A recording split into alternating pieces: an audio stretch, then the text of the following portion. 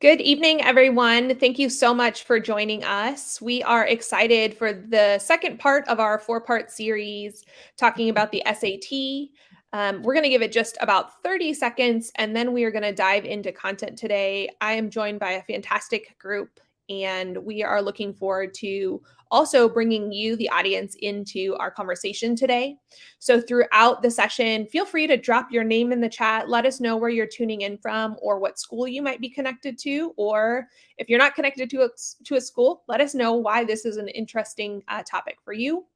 Also in the chat, you can drop in additional questions. At the very end, we're going to hold time for Q&A to make sure that your questions are answered along the way. So we're excited again to have you, and I'll give it just a second.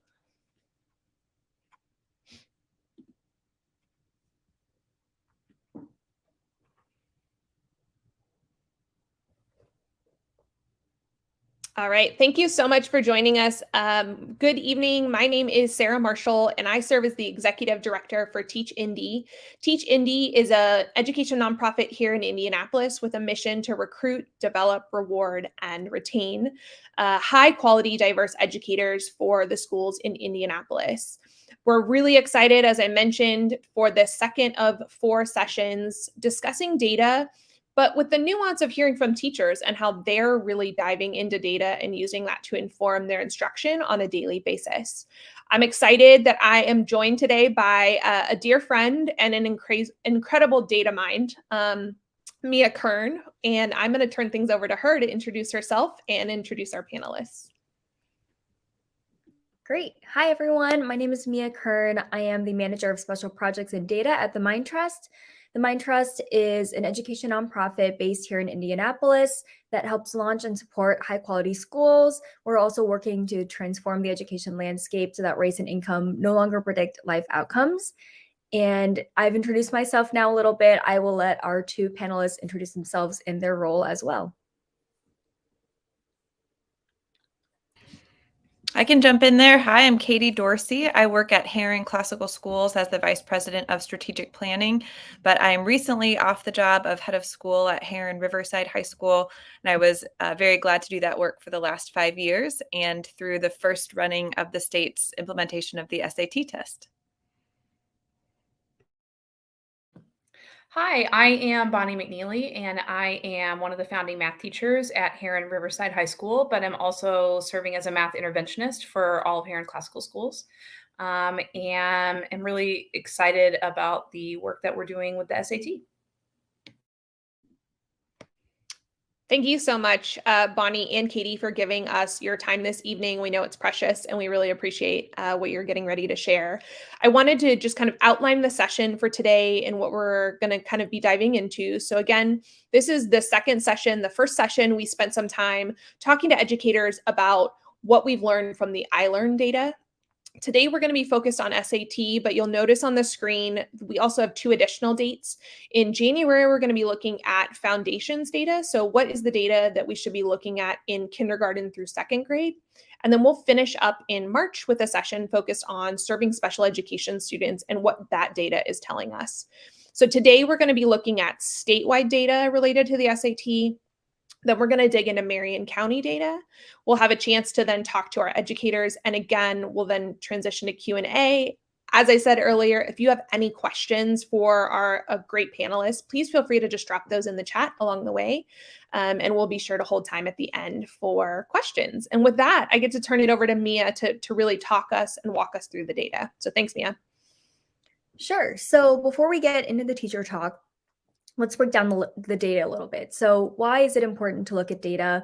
We recognize that one assessment doesn't tell the full story, but it does let us measure progress and adjust our teaching approaches based on the trends that we're seeing, whether that's modifying what isn't working or capitalizing on what is. So you might have heard of the College Board's SAT. It's used nationwide as a college admissions test. In Indiana, the SAT is taken each spring by all public school students in grade 11. This is a new requirement. It was adopted previously last year in 2020, 2021, 2022, the previous state assessments for high schoolers were the ISEP 10 and the ECA graduation assessments. Federal dollars are usually tied to the administration of the assessment, and it can be a great tool for families and educators to understand the strength and knowledge gaps that students have. As this was the first year of statewide administration, it's important for us to examine it in order to establish a baseline and a starting place for moving forward. It's also used to inform school and district letter grades, teacher evaluations, student supports, and so much more. As I've mentioned before, it's also used as a measure of college readiness. Some colleges and universities use the SAT as an entrance exam qualifier, and some scholarships also rely on SAT scores in selection criteria. So let's look at how the SAT is scored. Sorry, if we can go back. Yeah, there we go. It scores range from 200 to 800, and there are two subjects. It's evidence-based reading and writing, or EBRW, and then math. And then there's a possible composite score of 1600. So the table here on the right shows the cutoff scores that are used in Indiana to determine if a student is at benchmark, approaching benchmark, or below the benchmark. These benchmarks are set by the College Board and noted here with a star. A student is considered proficient on the SAT if they reach the at benchmark level on both the math and the EBRW sections. And then a school or district's overall proficiency rate is the percentage of students who are at benchmark on both sections of the test. All right, so today we'll also prioritize looking at data across different student groups to understand how all students are learning, as a school's overall proficiency rate doesn't usually tell the full story. So we'll look at data statewide across Marion County districts, and then for our schools that are joining us, we'll look at overall data, and we will also break it down across 3 racial ethnic subgroups. All right, so looking at the statewide data, there have been a lot of changes, as I've mentioned, between 2019 and 2022 that make it hard to compare scores across time. So we're just going to look here at the data from this recent school year. I've got the percent of testers across the different subgroups, and then the both at benchmark, that's both the reading and the math portions, and then I've broken those out individually. So looking at all students statewide, we're seeing just under 30% that were proficient on both sections, 50 in math, and then 30% in, 50 in reading and then 30% in math. And then for our Black students and Latino students, we do see quite a dip below that. And then we see our white students there as well, so we can look at those gaps. Now we'll focus in on the Marion County data. This includes all public schools in Marion County, the 11 township/districts. And then for the purposes of this analysis, we've grouped together independent and innovation charter schools that are represented as a combined single district. So I will be throwing a lot of numbers at you here, but we will provide links at the end of this talk where you can go and dig into the data yourself. But here we've got Marion County data for reading on the left and the math on the right. You can notice where we see higher performance, specifically like Speedway is doing really well. And then our innovation schools and our charter school performance is listed on the bottom. And I'll pause here for a second if you want to just take a look and point out any trends as you're watching. Hey, Mia, a quick question. One of the things that I'm seeing, and I know we're going to dig into this a little bit more, is just the difference between the reading and math.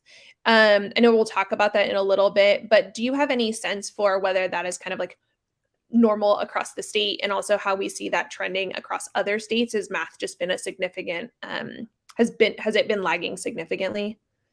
Yeah, from what I've seen, that is the trend. We also saw that with the iLearn data, which is the assessment that's given to 3 through 8 students. It's been historical. I think that we also saw some of those gaps between the subjects widen a bit as a result of the pandemic. And I believe that we're seeing similar trends like on a nationwide scale too. But yeah. Okay. All right, so this table shows the performance of each of the districts in Marion County, again, with the charter schools kind of combined together into one district for comparison purposes. IPS, or Indianapolis Public Schools, is listed there at the top, and then we've got all of our subgroups as well for today. And then on the next slide, it's the same graph. We've just compared that to state data, so we can see how all of our schools in Marion County are performing when compared to the state as a whole. So I'll stop here and I'll ask our awesome educators that are joining us if there's anything that stands out to them about the Marion County data that they're seeing, and specifically about the subgroup data. I think all educators in Central Indiana and really in the state can first just recognize the modest results. And certainly it doesn't feel like a success when you're looking at capping out at 30% of a subgroup or a student group reaching the passing rate. And so that's the first. It's humbling and certainly challenging. And then even more so when you can see the wide gaps and disparities that exist between the different demographic subgroups. And I think that is the conversation that I have been a part of and have been hearing is we now have really recent data of the impact of COVID and the last couple of years of learning on widening what we've seen historically as an achievement gap. And I'll just add to that I think this just highlights what we already knew, which was that it is now time to really dig in and realign our curriculum with what the SAT is going to be asking students to do. I think it's been difficult combined with the COVID times, and along with having students taking at some points 3 different tests. Some students are still doing the I-STEP, some students are doing the ASVAB, and then we added in the SAT. Now we have a chance to really catch our breath and work on realigning that curriculum, and hopefully we'll see these pass rates go up. Yeah, Bonnie, I was thinking something like really similar is there has been so much transition here. I think it's really nice that we now know we have a baseline. And my hope is that like we all see this data not as a gotcha moment, but like Katie, just like you said, an opportunity for reflection, and then to pause and say, okay, there are actually some places where we need a lot of support and we need to really dig in. There's also some places and some bright spots. And Mia, you mentioned like Speedway, for example. I think this lends us an opportunity to think about how do we partner and figure out who's doing what right. And that's why I'm excited the two of you are on, because you all have some really powerful data to share. But I think it's an important time. It reminds me of what Eddie Ronhell from Adelante said in the last session.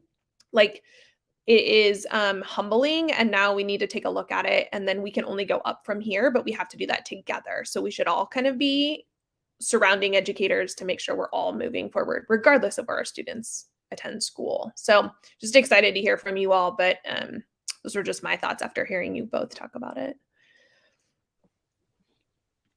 Yeah, and on our next slide, I took a chance to uplift the great work that the Heron schools are doing. So this is both of the Heron schools, Heron High School and then Riverside High School. Their scores for the SAT are outlined here, with the green fill showing where they outscored the state for that subject and subgroup, and then the darker green fill showing where they outscored the state by over 10 percentage points. Red indicates that the subject and subgroup were below the state average, although none were greater than 10 percentage points lower, which means that across the board, the Heron schools are on par or above the state in performance. So now I have the pleasure of handing it over to Sarah and our panelists to talk about how they use this data on a daily basis to support their students and their families. Yeah, thanks so much, Mia. I think before we transition to questions, Heron team, I'd love for you to just hear your reactions to seeing your data on the screen. What are you thinking about as it relates to just kind of the scores and raw numbers?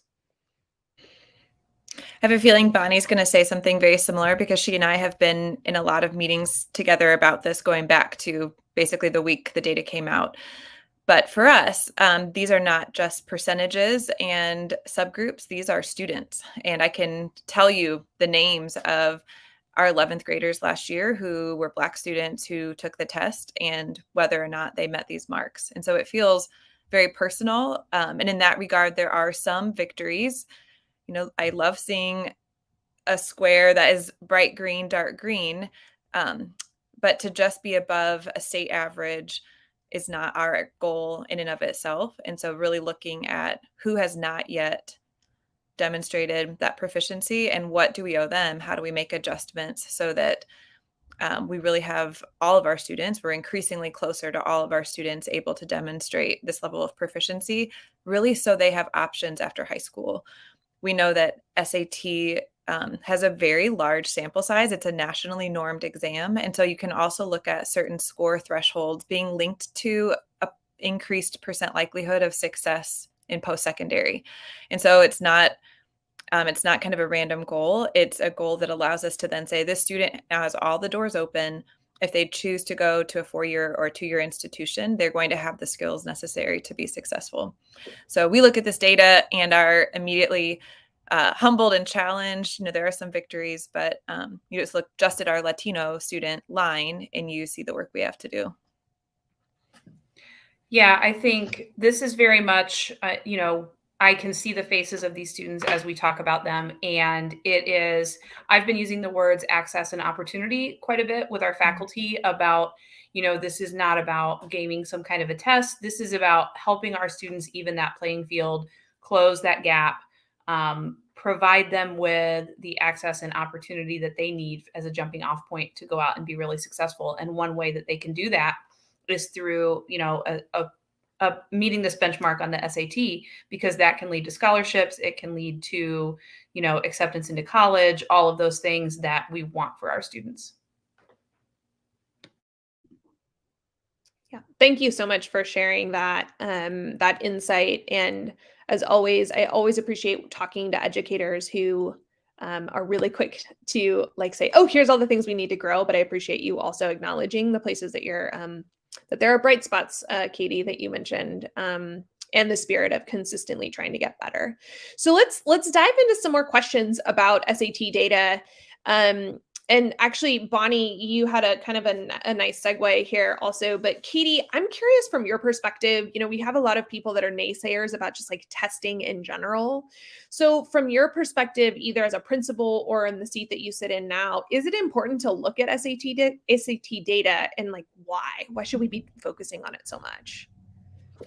Yes. And I think I've maybe mentioned a couple of these things in previous responses, but especially a test that has a lot of evidence and norming data that we know is being vetted highly and then aligned to success in post-secondary, we need the SAT to give us feedback on the appropriateness of our instruction, because it allows us to then analyze, are we interpreting the state standards at the appropriately rigorous way? Are we then presenting students with, I love Bonnie's phrase, with access and opportunity to receive that high level instruction, because we know that they can succeed and thrive when we do that.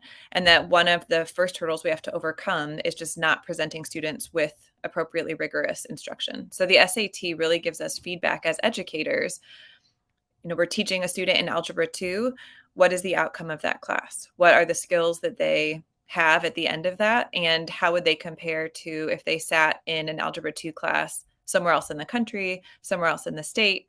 And what does it mean for the likelihood that they can pass a college algebra class if they want to as a 19-year-old? And so absolutely, it's important to look at SAT data. And for us as an organization, we've used advanced placement coursework, AP coursework, also from College Board for the entire history of our schools, because it is also a vetted, normed, rigorous set of assessments that we can then filter into our instruction. And so this aligns with the work we do in those courses and will give us now annual feedback, even more than that when we also look at the PSAT as to what the results of our instruction are. And Katie, in case somebody doesn't know what the PSAT is, can you share kind of the difference and maybe how that helps to support the work? Absolutely. So there's a PSAT 8-9 for 8th and 9th graders, and they are presented with content that is at the 9th grade level. So College Board has adjusted the test questions. It's not just the exact same questions.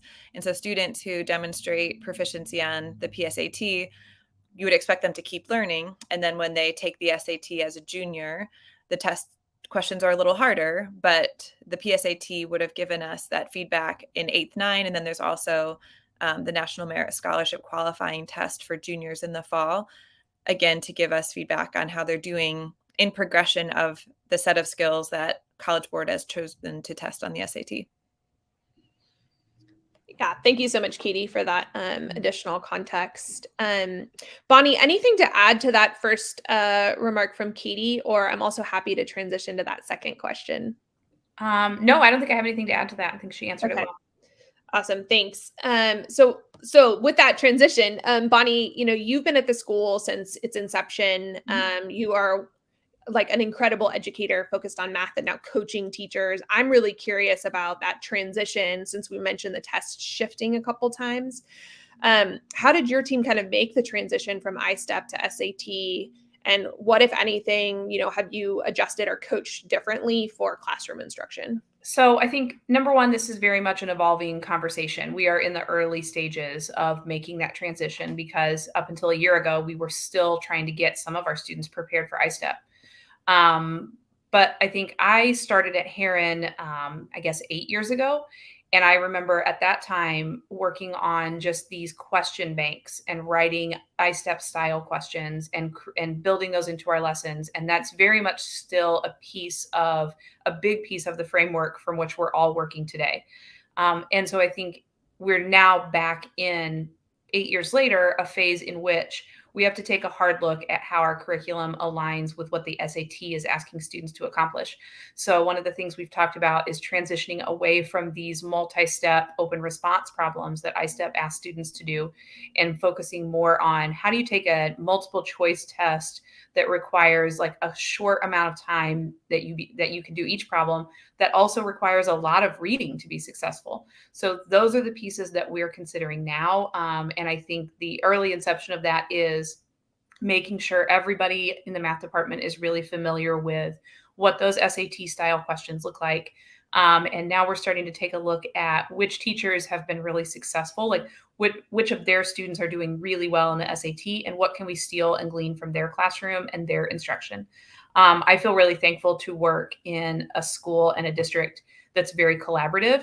So we're all sharing lessons anyway. We're all sharing assessments. And so nobody's really working in isolation. And then we have a few kids coming up with these amazing results and everybody else is in the dark.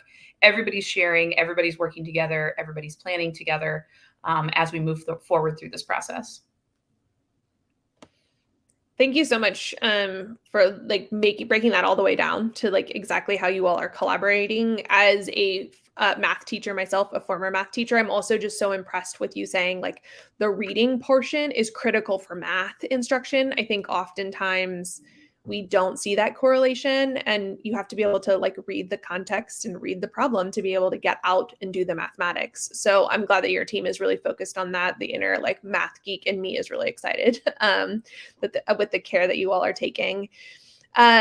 So let's talk about that next question, because we know SAT isn't the only data set that you all are analyzing. And so Katie, I'm curious from kind of what you're thinking about.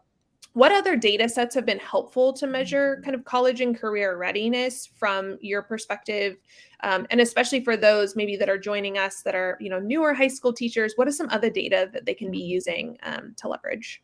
Yeah, I think one that is getting a lot of traction, and certainly we've acted on it, is 9th grade on track. So we know credit attainment. So how many credits has a student earned each semester?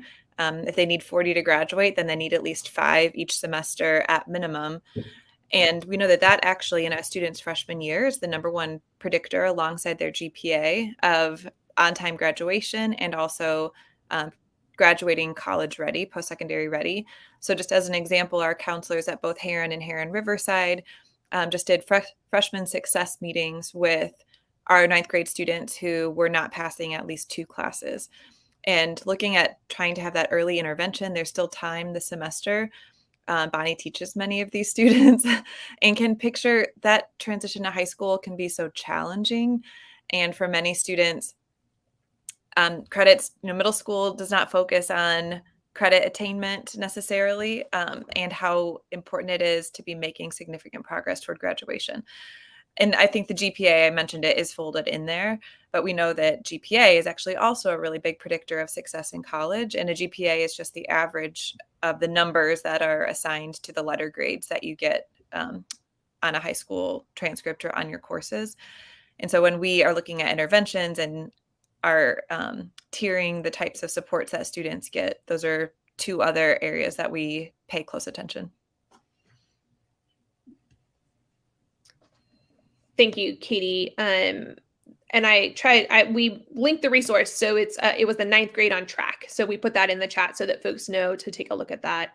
That seems like a really helpful resource. Bonnie, I think you started to kind of dance around this 4th question already. But in particular, we looked at the previous slides based on racial subgroups, right? And the data is humbling that we have students that based on their race or ethnicity, right? We know we have a predictor currently of how they'll do on the assessment. So I'm curious, I know you all are doing a lot of interventions and doing a lot to close the gap, but how are you specifically leveraging your subgroup data to kind of close that achievement gap between white students and maybe their either Black or Latino peers? I think for us, it's very much about individual students again. So I think we have just so much data at hand. We have a data team that works closely with our math and English departments specifically, and I have so much data about kids at my fingertips. So like I can speak from like a freshman student perspective because I teach Algebra 1. When my students enroll in my class, I know immediately how they're going to do. Like the data that I have at hand is just outstanding.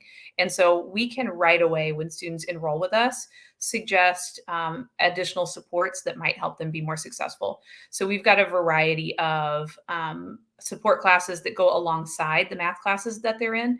I know Katie is really passionate about this, and through her, I've learned more about this, about making sure that struggling learners are also presented with on grade level content. And so it's really important to us that we're not keeping students out of appropriate grade level instruction, but instead providing additional support alongside that for gaps that they might have in their learning. And that's very much happening on a student by student basis, both in our English and in our math departments. I think additionally, we've been able to create some pull-out instruction this year with our bubble students. And so that's happening at both schools. And we've been able to work in really small groups with those students who are like transparently doing very well in their math classes. And that's been hard for students and families to understand. But I think we're just not quite there in understanding what the rigor of the SAT looks like. Those students have been a little surprised, I think, by that. And so I think these small groups have been really valuable in that way. I think one thing I would add to that, specifically thinking about our Latino student population, for us at Riverside, that sometimes means the student is also an English language learner, and not always, but sometimes that is the case. And College Board has pretty strict guidelines on what types of accommodations are available to those students. That often does not include extra time. They might get access to a word-to-word dictionary, but gosh, you have to be able to use that quickly in the time allotted.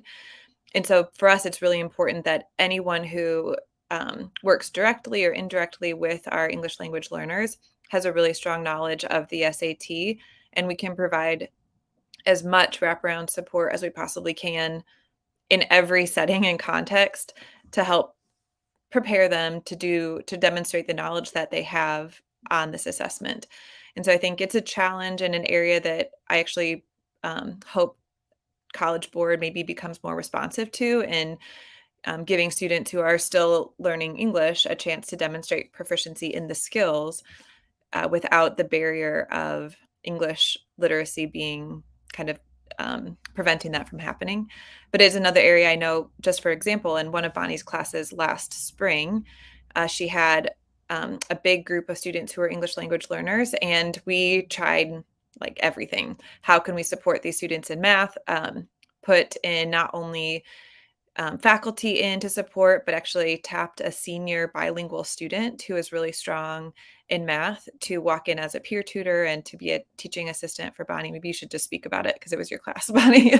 But just one example of, that's what the subgroup data means to us is, yes, this is a Latino student, and sometimes that means they're also an English language learner. Yeah, I think it can be tempting for some people outside of what's actually happening to say, like, oh, it's math, like math is universal. And that's actually not the case, particularly not when we look at the level of the content that students are being asked to do on the SAT. The reading and the decoding that those students are going to need to know is going to be a real challenge for anybody who's an English language learner. So I think it's really important that we treat those students with the right level of support, as much levels of support that we can provide. Thank you both for those answers. And Katie, in transparency, I had no idea that there wasn't extended time, particularly for folks in like levels 1 and 2. So that is something that's really important, I think, for people to just know and understand as it relates to this assessment. So that actually helps us to segue a little bit about how you all are thinking about, kind of elevating this to students directly and also helping parents and community understand. And so we'll go to the next slide, but I'm also going to remind folks that are joining us live that if you have additional questions that you want to make sure that Katie and Bonnie respond to, please feel free to drop those into the chat for us. And we are going to hold time after this next set of questions that we have with our panelists for your questions. So feel free to drop those in the chat. So let's dig into kind of how you are now taking this data from your internal and then thinking about these externally. So Katie, can you talk to us a little bit about how the school is supporting students and families in understanding kind of the students' data and what this means? Yeah, so here's my chance to be transparent. This is a big push for us because our focus really from spring until now has been making sure our educators feel incredibly competent and confident and proficient on the test. And we actually know that parents and students deserve that same sort of effort and energy into helping them understand why the SAT is important, what that data says about their student, how their student can prepare as well as they can. And that actually that is one of the ways that you maximize the supports that you're providing during the school day is to also equip families to have those conversations at home, provide their own support and preparation. As a parent myself, I think if my child were being assessed on a test I didn't understand, there's a big gap there. And so I think we have been having more conversations lately about what does this communication look like? And kind of most pressing, PSAT results from fall assessment will come out in early December. So an opportunity as we help our students and families access those scores to do so through the lens of why do I need to know about this? What does it mean? What's the PSAT? What's the SAT?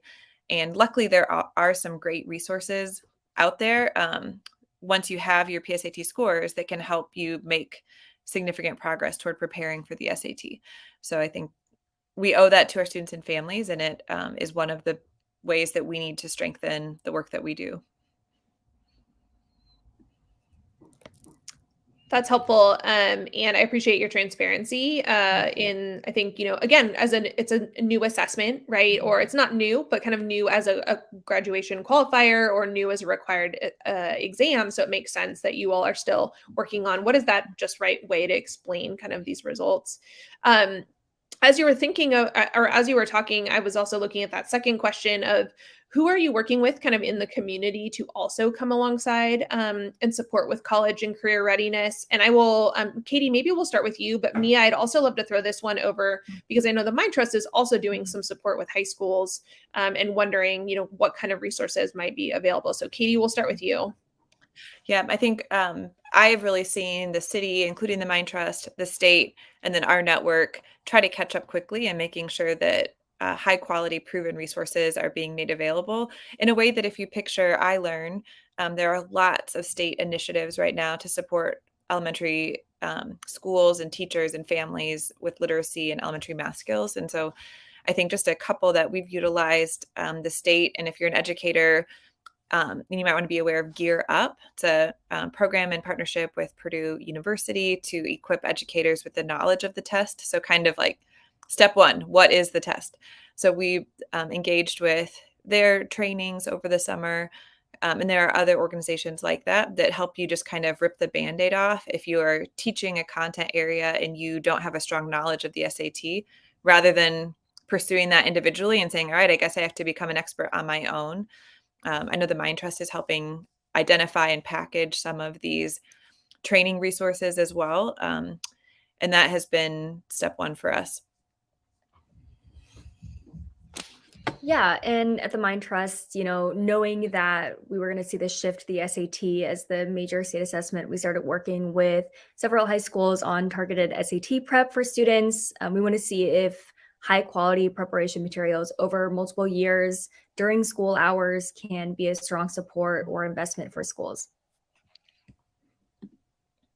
Yeah, that's great, Mia. I think, again, given the kind of the newness of so many students taking the assessment, I think it'll be exciting over time to see those supports come alongside schools.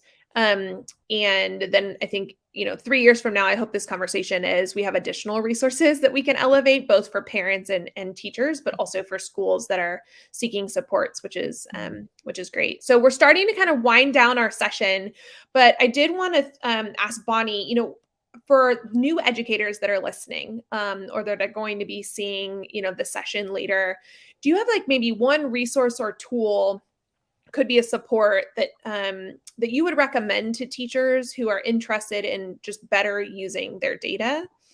That would be helpful. I'm sorry. No, that's okay. So I think that it can feel really overwhelming to a full-time classroom teacher to sort of overhaul their curriculum in the middle of the school year.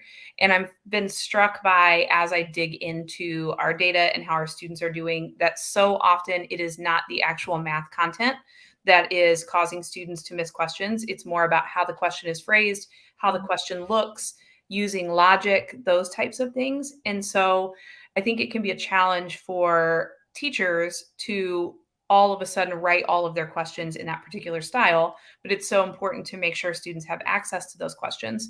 So I think my recommendation would be Khan Academy has a great free SAT prep course. But what's ideal about it is we can connect that with students' College Board. And so it is using their individualized data to drive that instruction. And they are being given questions that are tailored to their strengths and weaknesses on the PSAT. So I think like that is something that teachers just don't have enough hours in the day to actually do effectively, that Khan Academy will do for students automatically. So I've been recommending that not just to teachers, but also to students and families for outside of school. That is really helpful. My personal connection, my niece is taking geometry. It's been a while since I've taught it in Khan Academy. It has so many amazing resources that make learning accessible to students, and I did not know that it connects to College Board. So Bonnie, thank you so much.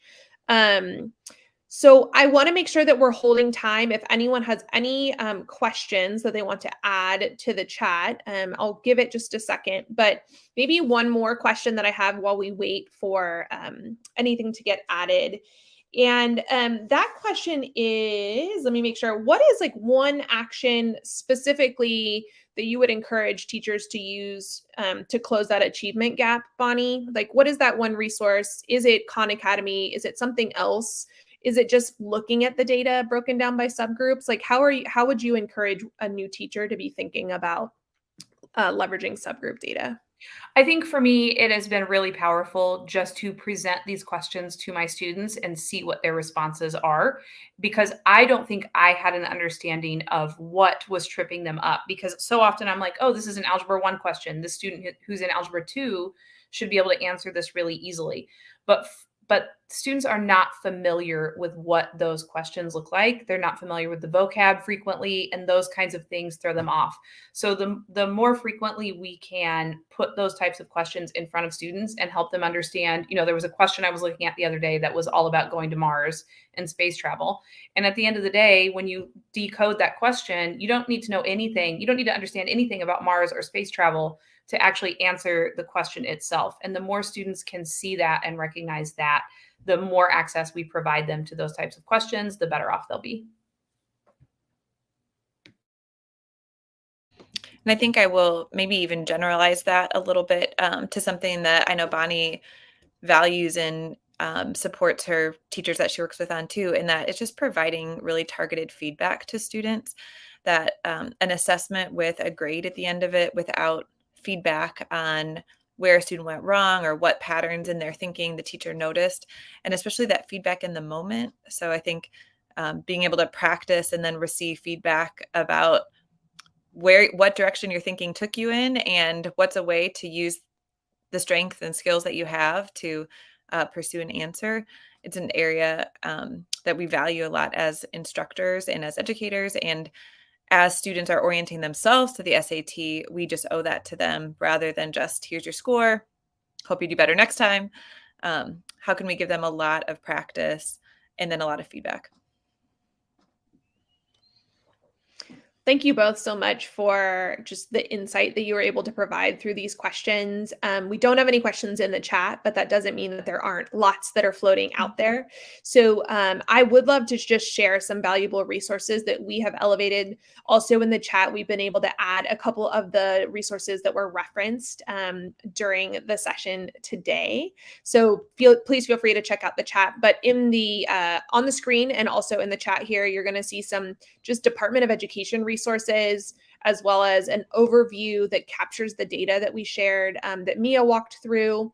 There are some resources, question banks, etc., that you can research. And then lastly, a great Chalkbeat article that kind of summarizes what we saw across various schools that would be helpful for you to know. So all of that is in the chat for folks that are looking for resources. And then if you have a question that didn't get answered tonight, we would welcome that. You can email us at info@teachindynow.org, and we will happily connect you either with a resource or hopefully with Katie or Bonnie. If you're an educator that has an educator specific question, we'd love to connect the two of you.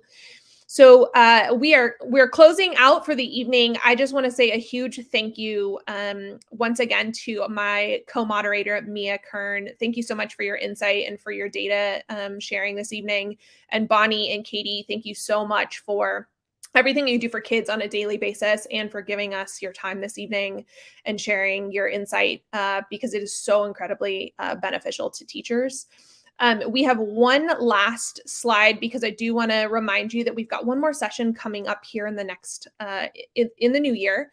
So January 24th, we're going to be digging into K2 data, right? If we think about it, what happens in those kindergarten and second grade, all the way up through second grade really actually impacts exactly what Katie and Bonnie are talking about when they get to 10th grade, 11th grade, et cetera. So we hope that you will join us again on the 24th of January. Thank you again to our panelists, and thanks to those that are watching. We will see you soon.